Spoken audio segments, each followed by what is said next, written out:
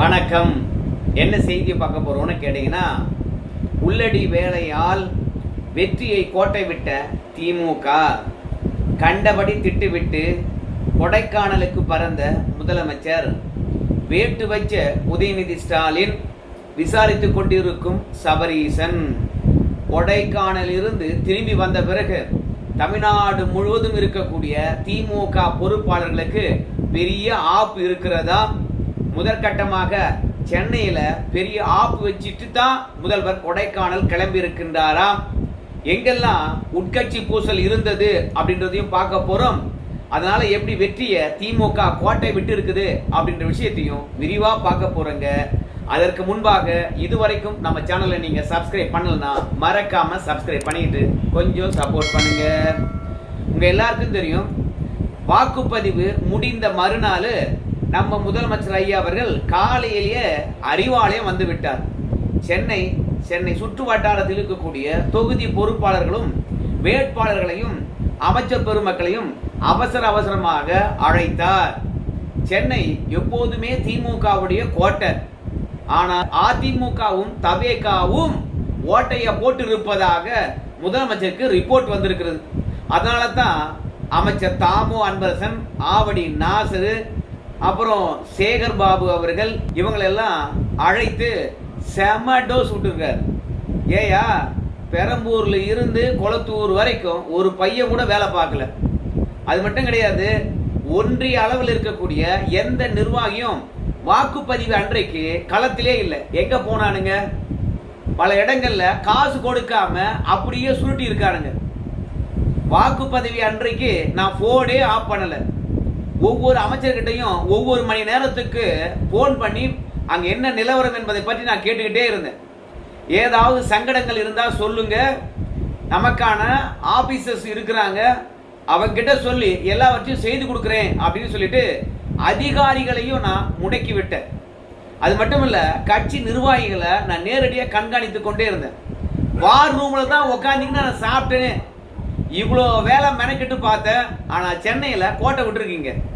ஏயா, உள்ளடி வேலையில எத்தனை பேர் பார்த்திருக்கான் தெரியுமா அப்படின்னு சொல்லிட்டு, குறிப்பாக பெரம்பூர்ல சேகர் என்கின்றவர் போட்டியிடுகின்றார் என்று நினைக்கின்றேன். திமுக சார்பில் அவர் தான் உள்ளடி வேலையில யாரெல்லாம் ஈடுபட்டாங்க என்ற விஷயத்தை விவரமாக முதலமைச்சர் கிட்ட போட்டு தந்திருக்கிறாங்க. அதுலயும் அமைச்சர் பெருமக்கள் இருக்கின்ற போதே முதலமைச்சர் கிட்ட சொன்னாரா அந்த சேகர், பாருங்க அமைச்சர் இருக்கிறான்றதுனால சில விஷயங்களை என்னால சொல்ல முடியல, அமைச்சர் வெளியிருக்க சொல்லுங்க, உங்ககிட்ட மட்டும் நான் தனிப்பட்ட முறையில பல விவரங்களை சொல்றேன் அப்படின்னு சேகர் அவர்கள் சொல்லியிருக்கிறாரு. உடனடியாக சேகர் பாபு அவர்களை வெளியே போயா அப்படின்னு முதலமைச்சர் சொல்லிட்டு, பிறகு பெரம்பூர் வேட்பாளர்கிட்ட என்ன நடந்தது, ஏன் பெரம்பூர்ல இவ்வளவு குழப்பம், விஜய் அவர்கள் வெற்றி பெறுவார்கள் என்ற நிலையானது பெரம்பூர்ல ஏற்பட்டிருக்கிறது. முதன்முறையாக அரசியல் களத்துல குதித்த ஒருத்தர் சென்னையை தேர்ந்தெடுக்கவே மாட்டாங்க, கிராமப்புறங்களை தான் தேர்ந்தெடுப்பாங்க. ஆனால் விஜய் சென்னையை தேர்ந்தெடுத்ததும் இல்லாம அங்க வெற்றி பெறுவான் என்ற நிலையும் உருவாக்கி வச்சிருக்கீங்களே, எல்லாம் நியாயமா இருக்குமா அப்படின்னு முதலமைச்சர் கேட்டதுக்கு, ஐயா, உதயநிதி ஸ்டாலினுடைய அசிஸ்டன்ட் இருக்கக்கூடிய செந்தில் இருக்கிற வரைக்கும் பெரம்பூர்ல நல்லா வேலை பார்த்தாங்க. ஆனால் செந்தில் அவர்கள் அப்படியே நம்ம உதயநிதி ஸ்டாலினுக்காக பின்னாடி போக ஆரம்பித்த உடனே ஒரு நிர்வாகி கூட வேலை பார்க்கல. எல்லார்கிட்டையும் போய் கெஞ்சி பார்த்துட்டேன். அது மட்டும் இல்ல, காசை விநியோகம் பண்ணுகின்ற தருணத்துல கட்டுக்கட்டா பணத்தை கொடுத்த உடனே காணாம போயிட்டாங்க ஐயா. அதனால பெரம்பூர் தொகுதி வெற்றி பெறும் என்று நினைக்க வேணாம் அப்படின்னு சொல்லிட்டு இருக்காங்க. அமைச்சர்கிட்ட இருந்து எந்த ஒத்துழைப்பும் நம்மளால பெற முடியல அப்படின்னு சொல்லிட்டு இருக்காங்க. உடனடியாக சேகர் சொல்லி முடித்த பிறகு சென்னையில் இருக்கக்கூடிய பொறுப்பு அமைச்சர்கள் எல்லாம் கூப்பிட்டுருக்காங்க. ஏயா, ஒரு வேட்பாளரை பொறுத்த வரைக்கும் அமைச்சர்கிட்ட பேச முடியல, கேட்ட உதவியை செஞ்சு தரல அப்படின்னு சொல்றாரு. என்ன பண்ணிருக்கீங்க நீங்க? ஏயா, சென்னையே ஒட்டுமொத்தமாக திமுக கோட்டையாக மாத்தி போறோம்னு சொல்லிவிட்டு ஆவடி நாசரும் தாமோ அன்பரசனும் சேகர் பாபும் 3 பேரும் 3 மண்டலங்களா பிரிச்சுக்கிட்டு வேலை பார்ப்பீங்கன்னு பார்த்தா கடைசியில வேட்பாளர் கேட்டதை கூட செஞ்சு கொடுக்காம இருந்திருக்கீங்க அப்படின்னு காட்டுக்கத்தா கத்திருக்க. ஆனால் சேகர் பாபு மட்டும் கொஞ்சம் துணிச்சல வர வச்சுக்கிட்டு முதலமைச்சர் கிட்ட நிலவரத்தை எடுத்து சொல்லியிருக்கின்றார். விஜய் அவர்கள் வருகையின் காரணமாக புற்றீசல் போன்று ஓட்டு கீறவனோ ஓட்டு இல்லாதவனோ தொகுதியை முற்றுகிட்டு விடுகின்றான். எவன் வீட்டுக்கும் போய் வாக்கு கேட்கவே முடியல. கொஞ்சம் ஏமாந்தவனா 1000 விளக்கு தொகுதியில நானே தோத்துருவேன். அதுலயும் 1000 விளக்கு தொகுதியில வெறுமனே 99,000 வாக்குகள் தான் பதிவாயிருக்குதான். 1 லட்சம் வாக்குகள் கூட கிடையாதான். அந்த அளவுக்கு வாக்கு சதவீதம் குறைந்து போச்சு. ரெண்டாவது, வீட்டுக்கு வீடு விசில் அடிச்சு அம்மா விஜய்க்கு போடுங்க அப்படின்னு சொல்லிட்டாங்க. அதனால என் தொகுதியை விட்டு நான் எங்கேயுமே போக முடியல. அது மட்டும் இல்ல, போனை எடுத்தோம்னா அவங்க வேலையை பார்க்கறதா இல்லை என் வேலையை பார்க்கறதா. ஸோ ஆரம்பத்திலே நாம பெரம்பூருக்கு பொறுப்பாளர்களை போட்டுட்டோம். ஸோ அந்த பொறுப்பாளர்களை பார்த்து வேலை வாங்க வேண்டியது வேட்பாளர் தான். அவரு கோட்டை விட்டாருங்கன்னா எல்லாரும் அதுக்கான பொறுப்பேற்க முடியுமா? நீங்களே பார்த்துக்குங்க அப்படின்னு சொல்லியிருக்கிறாரு சேகர்பாபு. அதனால சென்னை சுற்று வட்டாரத்தில் இருக்கக்கூடிய வேட்பாளர்களையும் அமைச்சர் பெருமக்களையும் பொறுப்பாளர்களையும் செம்மையா திட்டி தீர்த்துட்டு போயிட்டாராம். ஏன்னு கேட்டீங்கன்னா, சென்னையில கிட்டத்தட்ட 8 தொகுதியில வாக்கு சதவீதமானது குறைந்திருக்கிறதா. ரங்கராஜ் பாண்டே அவர்கள் என்ன சொல்றாங்க கேட்டீங்கன்னா, இந்த வாக்கு சதவீதம் குறைந்ததுக்காக முதலமைச்சர் கடிந்து கொண்டிருக்க வேண்டியது கிடையாது. ஏன்னு கேட்டீங்கன்னா, கன்னியாகுமரியிலும் சரி சென்னையிலும் சரி படிச்சவர்கள் அதிகமா இருப்பதனால நான்லாம் ஓட்டு போட்டு என்ன ஆக போகுதுன்னு சொல்லிவிட்டு அவன் வீட்டில் இருந்துடுறான். அதனால சென்னையும் கன்னியாகுமரி எப்போதும் வாக்குப்பதிவு குறைவுதான். அதுலயும் நகரமயமாக்கப்பட்ட பகுதியில வாக்குகள் எப்பவுமே குறைவாகத்தான் இருக்கும். ரூரல் பகுதியில தான் காசு வாங்கணுமே, கடமையை போய் செலுத்திட்டு வருவோம் அப்படின்னு சொல்லிட்டு ஒழுங்கா மக்கள் ஓட்டு போடுவாங்க. அதனால முழு நகரமா மாறிக்கின்ற இடத்தெல்லாம் பாத்தீங்கன்னா வாக்குப்பதிவு குறைவா தான் இருக்கும். இதுக்கெல்லாம் கண்டிக்கலாமா அப்படின்ற போர்வையிலும் பேசி இருக்கின்றாரு. ஆனால் அதிமுகவும் தவேகாவும் அவங்க வாக்குகளை ஒன்று கூட தவற விடாம பூத்துல கொண்டு வந்து வாக்குப்பதிவு செய்து விட வேண்டும் என்று மெனக்கெடுக்கின்ற பொழுது திமுகவினர் அப்படி தமிழகம் முழுவதும் செய்யவே இல்லையா. அதாவது அதிமுகவை விட ஒரு 500 ரூபாய் அதிகம் கொடுக்கிறோம், அதனால அவங்களே கிளம்பி வந்து திமுகவுக்கு வாக்கு செலுத்தி விட்டு போவாங்க அப்படின்னு மமதையாக இருந்து விட்டார்களாம்.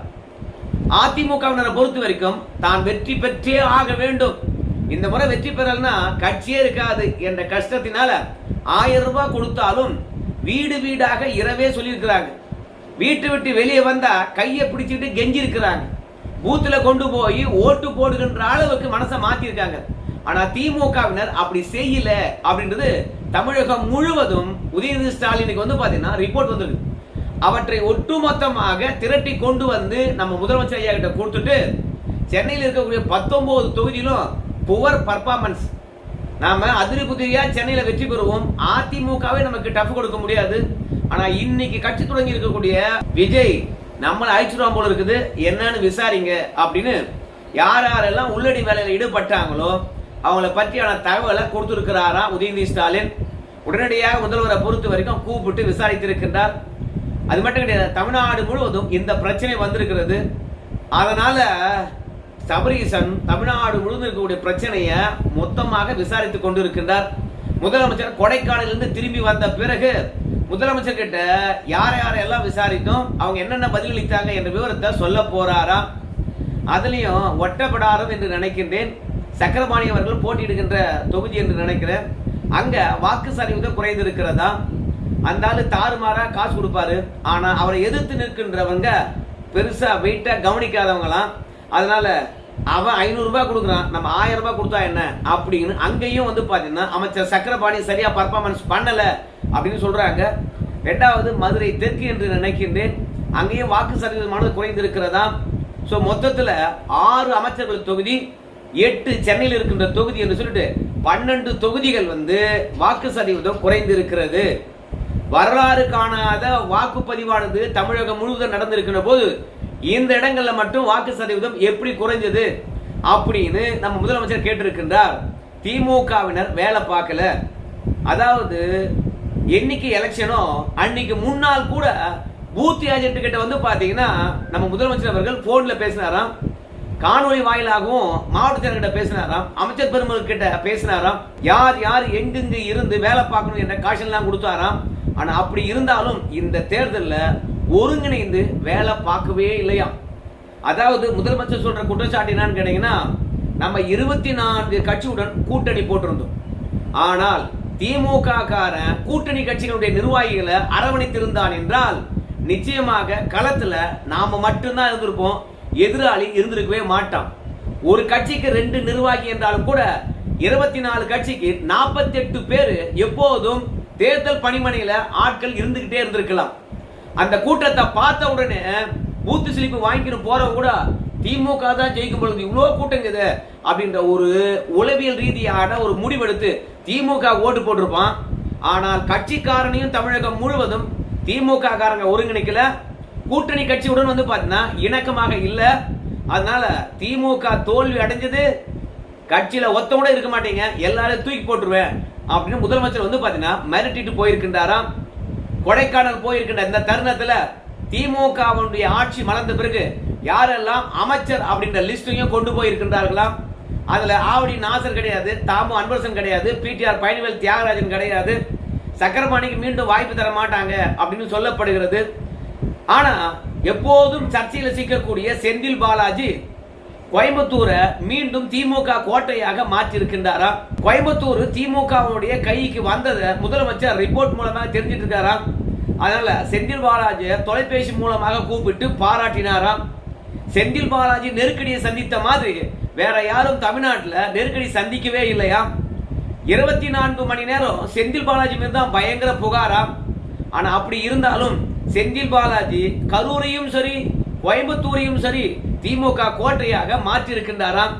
இந்த முறை அதிமுகவுடைய கோட்டை கொங்கு மண்டலம் என்று சொல்றாங்களே, அதுல பாதிக்கும் மேற்பட்ட தொகுதியை திமுக வெல்லுமாம். அதனால குஷில் இருக்கின்றாரா நம்ம முதலமைச்சர். முதலமைச்சர் வாழ்த்துனத பெரிய அங்கீகாரமாக ஒரு ஊக்கமாக எடுத்துக்கொண்டு செந்தில் பாலாஜி வாக்குப்பதிவு முடிந்த மறுநாள் தேர்தல் பணி ஆற்றின அத்தனை பேரையும் கூப்பிட்டு அவருடைய வீட்டில் விருந்து பரிமாறி இருக்கின்றார். மட்டன் குழம்பு, மட்டன் பிரியாணி, மட்டன் சுக்கா, சிக்கன் பிரியாணி, சிக்கன் 65 என்று சொல்லிட்டு விதவிதமான அசைவ விருந்து வச்சிருக்கிறாரு. கோயம்புத்தூர் மாவட்டம் முழுவதும் செந்தில் பாலாஜிக்காக யாரெல்லாம் வேலை பார்த்தாங்களோ அத்தனை பேரையும் அழைத்து விருந்து வைத்திருக்கின்றார். இந்த விருந்தே வந்து பாத்தீங்கன்னா கொங்கு மண்டலம் திமுக கோட்டையானதை உறுதிப்படுத்துகிறதா.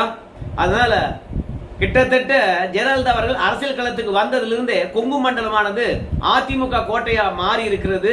ஆனா இப்போ அதுல செந்தில் பாலாஜி போய் களம் இறங்கினதால ஓட்டையா போட்டிருக்கின்றாராம்.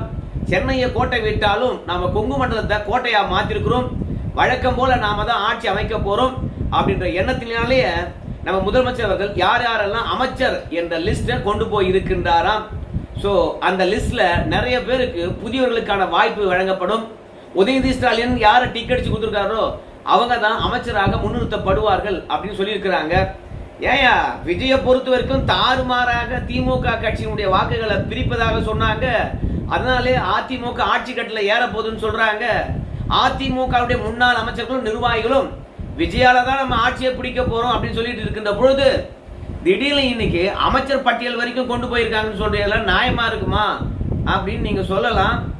ஆனால் நம்ம முதலமைச்சர் ஐயாவுடைய மருமகன் பெண் என்ற தேர்தல் வியூகம் வகுக்கக்கூடிய ஒரு அமைப்பை வச்சு நடத்துறாரு. அவர் ஓட்டு போட்டு வெளியே வந்த உடனே யாருக்கு ஓட்டு போட்டீங்க அப்படின்னு கேட்டு ஒட்டுமொத்த தகவலையும் திரட்டி யார் வெற்றி பெற போறாங்க என்ற விவரத்தை முதலமைச்சர் கொடுத்துருப்பாங்க. அந்த நம்பிக்கையின் அடிப்படையில் நம்ம முதலமைச்சரை பொறுத்த வரைக்கும் அமைச்சர்கள் யார் என்பதை முடிவு செய்வதற்காக கொடைக்கானலுக்கு லிஸ்ட் எடுத்துட்டு போயிருக்கலாம்.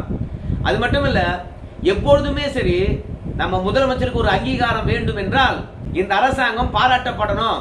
இந்த அரசாங்கம் செய்த சாதனை என்ன தெரியுமா அப்படின்னு எதிர்கட்சிகளுக்கு செய்தியை சொல்லி வாயடைக்க வேண்டும் என்றால் உடனடியாக இந்து பேப்பர்ல தான் வந்து பாத்தீங்கன்னா சில புள்ளி விவரங்களை வெளியிடுவாங்க. ஏன்னா கலாநிதி மாறனும் தயாநிதி மாறனும் இந்த இந்து குழுமத்தினுடைய தலைவராக இருக்கக்கூடிய இந்து ராம் வீட்டில் தான் கல்யாணம் பண்ணிருக்காங்க. அதனால ஸ்டாலின் ஐயா வேற, தயாநிதி மாறன் வேற எல்லாம் கிடையாது. அதே மாதிரி இந்து ராம் என்கின்றவரும் வேற கிடையாது. அவர் என்ன சொல்லிடுறாரு கேட்டீங்கன்னா, விஜய்லாம் வந்து பாத்தீங்கன்னா பெருசா தாக்கத்தை ஏற்படுத்த மாட்டாரு. நாங்க எத்தனை ஆண்டு காலமாக இந்த எலெக்ஷனை பார்த்திருக்கோம். அப்படி இருக்கும்போது விஜய் ஒன்றை வச்சுக்கிட்டு அதிமுக ஆட்சிக்கு வரும் என்று நினைக்கிறாங்க பாருங்க, அது ரொம்ப தப்புங்க. ஆனால் விஜயால திமுக வாக்குகளை கவர முடியாது. ஏன் கவர முடியாது அப்படின்னு சொல்லுகின்ற பொழுது ஒன்னே ஒண்ணுதானாமே, திமுகவில் இணைந்திருக்கவங்க அத்தனை பேரும் கொள்கை குன்றுக்கலாம். அதனால திமுக வாக்குகள் பாரம்பரியமாக திமுக தான் விழும். அதனால விஜயை பொறுத்த வரைக்கும் அதிமுக போகின்ற வாக்குகளை தான் பிரிச்சிருப்பாரு. அதனால திமுக அதிரி குதிரியாக வெற்றி பெற்று தனிப்பெரும்பான்மையுடன் ஆட்சி அமைக்கும், கூட்டணி ஆட்சிலாம் இல்ல அப்படின்னு இந்தியா டுடே பத்திரிகைக்கு வந்து பாத்தீங்கன்னா இந்து ராம் அவர்கள் பேட்டியளித்திருக்கின்றார். ஸோ இந்து ராம் சொல்லிட்டாவே வேத வாக்கு தான் நம்ம முதலமைச்சருக்கு. அதனால சென்னையில கலாட்டா பண்ண நம்ம முதலமைச்சர் மற்ற மாவட்டங்கள்லாம் வந்து பாத்துக்கிறேன் அப்படின்னு சொல்லிட்டு போயிருக்கின்றாரா. நல்ல வேலையாக நாம வெற்றி பெறுகின்றோம். வருகின்ற கருத்து கணிப்பா இருக்கலாம், தேர்தலுக்கு பிந்தைய கருத்து கணிப்பா இருக்கலாம், நமக்கு சாதகமா இருக்குது. அதனால நீங்களாம் தப்பிச்சிங்க, இல்லைன்னு வச்சுங்களேன் ரெண்டுல ஒன்று பார்த்துட்டு இருப்பேன் அப்படின்னு சொல்லிட்டு கண்டபடியா திட்டிட்டு போயிருக்கிறாராம். ஆனால் முதலமைச்சர் அவசர அவசரமா கூப்பிட்டு நிர்வாகிகளும் அமைச்சர் பெருமக்களையும் வேட்பாளர்களையும் ஆலோசனை நடத்துகின்றார் என்றால் திமுக வந்து பாத்தீங்கன்னா உட்கட்சி பிரச்சனையினால வெற்றியை தவற விட்டு இருக்கிறது. சென்னையில எப்போதுமே உட்கட்சி பிரச்சனை இருக்காது, ஆனா இந்த முறை தலை தூக்கி இருக்குது. அதுக்கு காரணம் என்னன்னு கேட்டீங்கன்னா திமுக ஒரு பெரிய கூட்டணியை போட்டுடுச்சு. அதனால திமுக இருக்கக்கூடிய ஒவ்வொருத்தருக்கும் நாம வேட்பாளர் ஆகிவிட வேண்டும், எப்படியாவது சீட்டு வாங்கிடணும் அப்படின்னு சொல்லிட்டு கனவு கண்டிருந்தார்கள். ஆனா வழக்கமாக சென்னையில யாருக்கெல்லாம் தருவாங்களோ அவங்க வீட்டு கதவையே மட்டும் அதிர்ஷ்டம் தட்டியது, வேட்பாளர் வாய்ப்பு வழங்கினாங்க. அதனால மற்றவங்க எல்லாம் வந்து பாத்தீங்கன்னா திமுக எதிராக வேலை பார்த்துட்டாங்க. கருணாநிதினு ஒருத்தர் இருந்தார், டி நகர் தொகுதியினுடைய திமுக எம்எல்ஏ. அவர் என்ன பண்ணிட்டார் தெரியுமா? திமுக வேலை பார்க்க மாட்டேன், அது பாவம்னு சொல்லிவிட்டார். ரெண்டாவது, சென்னையில் இருக்கக்கூடிய திமுக நிர்வாகிகள் யாரும் சரி திமுக வேலை பார்க்க கூடாது அப்படின்னு உத்தரவு போட்டார். ஏன்னா உழைச்சவனுக்கு வாய்ப்பு தராம ஊதாரியா சுத்தனவனுக்கு வாய்ப்பு தந்திருக்குது திமுக. கொள்கையை விட்டு விலகி எங்கோ பயணிக்கிறது. எஸ்.வி. சேகர்லாம் ஒரு ஆளா? அவர் சொல்றதெல்லாம் கேட்கிற முதலமைச்சர் நாம சொல்றதை கேட்க மாட்டாரு அப்படின்னு சொல்லிட்டு சென்னை முழுவதும் கீழ்மட்ட நிர்வாகிகள் வேலை செய்யாத அளவுக்கு டி நகர்ல இருக்கக்கூடிய கருணாநிதி அவர்கள் வேலை பார்த்துட்டாராம். அதே மாதிரி தான் மதுரையில பிடிஆருக்கும் மூர்த்திக்கும் பிரச்சனை. அவங்க ரெண்டு பேரும் எங்கேயும் ஒன்னா சேர்ந்து பிரச்சாரம் பண்ணதாக சரித்திரமே கிடையாது. அது மாதிரிதான் கொங்கு மண்டலங்களும் சரி, வட மண்டலங்களும் சரி, அதே மாதிரி தான் கிழக்கு மண்டலமும் சரி, டெல்டா மண்டலமும் சரி. யார் யாரெல்லாம் உதயநிதி ஸ்டாலினுடன் நெருக்கமா இருக்கின்றார்களோ அவங்கெல்லாம் வந்து பாத்தீங்கன்னா கட்சிக்குள்ள டாமினேஷன் பண்ண ஆரம்பிச்சிட்டாங்க. ஆனா பரம்பரையாக திமுக கட்சியில் இருந்துகிட்டு ஸ்டாலின் என்ன சொல்லுவாரோ என்று கேட்டுக்கிட்டு வேலை பார்த்தவங்க எல்லாம் வந்து உதயநிதி ஸ்டாலினுடைய ஆதரவாளர்கள் உத்தரவிடுகின்றத அவங்க செய்யவே இல்லை. அதனால பல இடங்கள்ல பணமே கொடுக்கல. இப்போ செந்தில் பாலாஜியை பொறுத்த வரைக்கும் கறி விருந்து வச்சார், ஓகே தானுங்கள. ஆனால் அந்த செந்தில் பாலாஜி அவர்கள் கறி விருந்து வச்சுட்டு அவரு விழாவுக்கு வந்தவங்க அத்தனை பேரையும் கூப்பிட்டு கண்ணா பண்ணு திட்டி அனுப்பினார். எதுக்கு தெரியுமா? கொடுத்த காசை சரியா கொண்டு போய் கொடுக்கலையா. திமுக ஆட்சி வராதுன்னு சொல்லிவிட்டு ஆட்சிக்கு வந்தாதான் மிரட்டுவாங்க, ஆட்சிக்கு வரலன்னா யாரு மிரட்ட போறாங்க. அதனால கொடுத்த காசு நமக்கு லாபம் அப்படின்னு சொல்லிட்டு கீழ்மட்ட நிர்வாகிகள் பணத்தை விநியோகம் பண்ணாம அப்படியே சுருட்டிட்டாங்களாம். அது மட்டும் இல்ல, கொங்கு மண்டலத்துல ஒவ்வொரு தொகுதிக்கும் 10,000க்கும் மேற்பட்ட நிர்வாகிகள் போட்டாங்களாம். ஆனா ஒவ்வொரு தொகுதிக்கும் 1000 பேர் கூட வேலை பார்க்கலையா. அதனால நம்ம செந்தில் பாலாஜியை பொறுத்த வரைக்கும் யார் யாரெல்லாம் வேலை பார்க்கலையோ அவங்க எல்லாம் போன் பண்ணி திட்டினாராம். கறி விருந்துக்கு வந்தாங்க பாரு 1000 பேர், அவங்க அத்தனை பேரும் ஒன்னா உட்கார வச்சு கண்ணா அப்படின்னு திட்டி அனுப்பினாராம். நான் சொல்லலீங்க, ஒன் இந்தியாவிலே செய்தி வந்திருக்கு. ஸோ கோயம்புத்தூர்லயும் வந்து பாத்தீங்கன்னா நிறைய பேர் வேலை செய்யல அப்படின்ற தகவலை முதலமைச்சருக்கு சொல்லிவிட்டு, இருந்தாலும் நாம பணத்தை வாரி இறைச்சிருக்கிறோம், நிச்சயமா கொங்கு மண்டலத்தில் இருக்கக்கூடிய ஒட்டுமொத்த தொகுதியும் திமுக வசமாகும். அப்படி இல்லை என்றால் கோயம்புத்தூர் இருக்கக்கூடிய 9 தொகுதியாவது வந்து திமுக கோட்டையாகும், கவலைப்படாதீங்க அப்படின்னு உறுதியளித்திருக்கின்றார்களாம். நிர்வாகிகள் ஒத்துழைப்பு இல்லை, கொடுத்த பணத்தை கொண்டு போய் சேர்க்கல. அதனால செந்தில் பாலாஜியை டோஸ் விட்டுருக்காரு, முதலமைச்சரும் டோஸ் விட்டுருக்காங்க, பணத்தை விநியோகம் பண்ணல அப்படின்னு சொல்லிவிட்டு. அதனால இந்த முறை கூட்டணி கட்சிகள் இடத்திலும் திமுக இணக்கமா இல்ல. களத்துல இறங்கி வேலை பார்த்த திமுகவினரும் இணக்கமா வேலை பார்க்கல. கூட்டணி கட்சிக்காரங்களை அரவணைத்து போகல. அதாவது உட்கட்சி பூசல் உள்ளடி வேலையினால திமுக இந்த முறை சரியா வேலை செய்யாதனால ஆட்சியை இழக்கிறது அப்படின்ற தகவல் தான் ஒன் இந்தியாவில் வந்து இருக்குது. நீங்களும் போய் படிச்சு பாருங்க. திமுகவுக்கு ஆதரவா இருக்கின்ற ஊடகமே வந்து திமுக உட்கட்சி பூசலினால் ஆட்சியை இழக்கிறது அப்படின்னு எழுதியிருப்பது நிச்சயமா ஸ்டாலின் அவர்களுக்கு பெரிய கலக்கத்தை தரும். ஏன்னா கலக்கத்தை தரதுனால தான் நம்ம முதலமைச்சர் அவர்கள் வாக்குப்பதிவு நடந்த மறுநாளே கூப்பிட்டு எல்லாரையும் டோஸ் விட்டுருக்காரு அப்படின்னு நல்லா தெரியுது. வெற்றி பெறுவோம் என்ற ரிசல்ட் மட்டும் வந்ததுன்னு வச்சுங்களேன், ஆனா கடந்தவையா இருக்கட்டும், நம்ம தான் வெற்றி பெற போறோமே அப்படின்னு குஷா எங்க கொடைக்கானல் போயிருப்பாரு. ஆனால் ரிசல்ட் எதிர்மறையா இருப்பதனால தான் ஏன்டா கோட்டையை விட்டுட்டீங்களாடா, ஒழுங்கா வேலை செய்யலடா அப்படின்னு திட்டிட்டு போயிருக்காராம். பொறுத்து பார்ப்போம் உள்ளடி வேலையினால எத்தனை தொகுதியை திமுக இழக்குது என்று சொல்லிட்டு இது வரைக்கும் பார்த்தவர்களுக்கு நன்றிங்க.